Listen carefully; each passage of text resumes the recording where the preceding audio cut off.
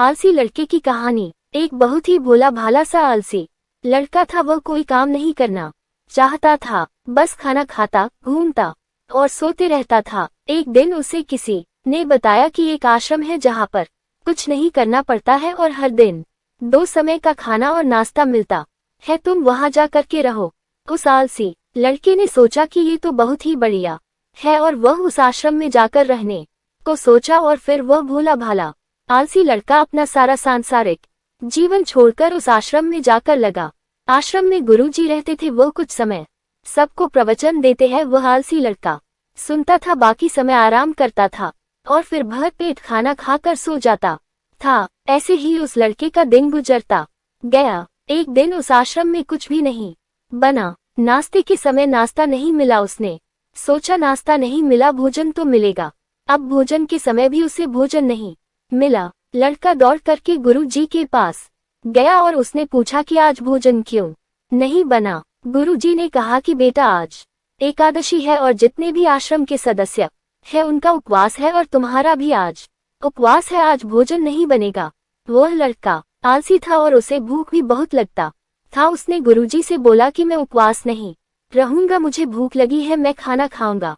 गुरुजी ने बोला ठीक है, जाओ भंडारे में से सामान ले करके आओ और आश्रम में नहीं बाहर ले जा करके बना लो, लेकिन याद रखना भोजन बनाने के बाद सबसे पहला भोग भगवान को लगाना और फिर तुम प्रसाद पाना। वह लड़का बोला ठीक है और बैंड अनाज लेकर नदी की ओर पहुंचा।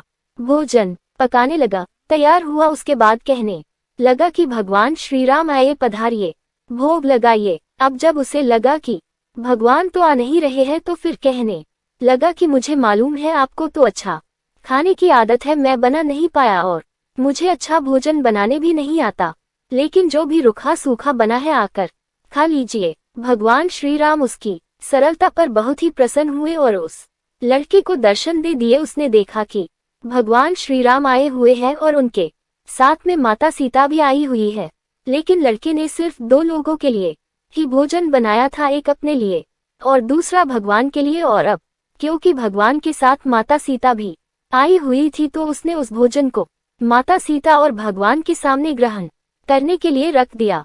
भगवान श्री राम और माता सीता ने भोजन किया और उसके बाद जब वह जाने लगे तो यह भोला सा आलसी सा लड़का बोला कि प्रभु आप आए, दर्शन दिए, बहुत अच्छा लगा। मुझे खाने को कुछ नहीं मिला, लेकिन कोई बात नहीं, लेकिन आपसे एक विनती है कि अगली बार जब आप आएंगे तो कितने लोग आएंगे ये बता दीजिए, ताकि मैं उतने लोगों के लिए भोजन बनाकर रखा रहूं। भगवान श्री राम मन ही मन मुस्कुराए और फिर अंतर ध्यान हो गए। लड़का आश्रम गया, दिन बीतता गया और फिर एकादशी का दिन आया और इस बार उसने 3-4 लोगों के लिए अनाज ले करके खाना बनाने के लिए नदी के किनारे पहुंचा और उसने बड़े प्रसन्नता से भोजन बनाया और इंतजार करने लगा कि प्रभु आइए और भोग लगाइए। इस बार लड़का देखता है कि भगवान श्री राम पूरा राम दरबार ले करके आए हैं, जैसे माता सीता, लक्ष्मण, भरत, हनुमान जी और सभी लोग आए हैं। लड़के ने 3-4 लोगों का भोजन बनाया था और इस बार भी भोजन कम पड़ गया। लड़के ने निराश होकर भोजन को प्रभु के आगे रख दिया। उन्होंने भोजन किया और फिर चले गए और इस बार भी लड़का फिर से भूख रह गया। अब लड़का फिर आश्रम गया, दिन बीतता गया और फिर एकादशी का दिन आया और इस बार गुरुजी से कहने लगा कि गुरुजी मुझे इस बार थोड़ा ज्यादा अनाज चाहिए। गुरुजी सोचने लगे कि यह इतना सारा अनाज का करता क्या है, कहीं इसे बेचता तो नहीं है। फिर उन्होंने कहा कि ठीक है, भूख से परेशान रहता है।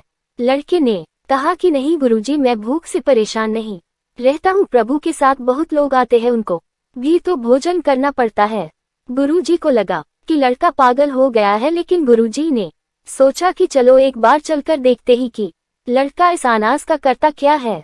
वह भोला सा लड़का अनाज ले करके नदी के किनारे पहुंचा और इस बार भोजन बनाया नहीं। उसने सोचा कि प्रभु हर बार ज्यादा लोगों को ले करके आते हैं, इस बार वह जितने भी आएंगे खुद बना करके भोग लगा लेंगे और फिर प्रेम से प्रभु को बुलाने लगा। गुरुजी ये सब छुपकर देख रहे थे कि ये भोजन तो बनाया नहीं और प्रभु को बुला रहा है, लेकिन लड़के ने देखा कि इस बार प्रभु के साथ बहुत से लोग आए हुए हैं तो उसने प्रभु के सामने हाथ जोड़ करके कहा कि प्रभु माफ करना, आप बहुत सारे लोग आते हो, मुझे संख्या पता नहीं होती है और मेरी हिम्मत भी नहीं होती है कि इतने सारे लोगों के लिए भोजन बनाओ। आप स्वयं आए, बनाइए, खाए और भोग लगाइए। प्रभु मुस्कुराते हैं और अपने साथ आए सभी लोगों के साथ मिलकर के भोजन बनाते हैं। गुरुजी ये सब छुप करके देखते हैं और फिर लड़के के पास आकर के कहते है कि तुम ये कर क्या रहे हो।